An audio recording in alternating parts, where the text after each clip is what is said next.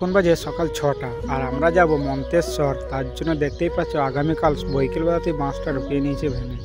এই পর্যন্ত আমরা বাসটা এবং ওপরে দড়ি নিই এবং দড়ি নিয়ে চলে আসি ঘাটের ধারে ভেসেলের ওপর ভ্যানটাকে তুলে নিই এবং পার মারবো। পার মারার পর আমরা আবার যাবো গড়াগাছাতে কিছু বাঁশ আছে, সেগুলোকেও ভ্যানের মধ্যে লোড করবো। তাই দেখতেই পাচ্ছ নৌকা পার মারার পরেই আমি আর আমার বাবা ভ্যানটা নিয়ে বার হয়ে পড়েছি গড়াগাছা যাওয়ার জন্য। ফাইনালি চলে আসলাম গড়াগাছাতে যে বাঁশগোনা ছিল সেগুলোকেও দেখতে পাচ্ছ ভ্যানের মধ্যে লোড করে নিয়ে এবার যাব মন্তেশ্বর।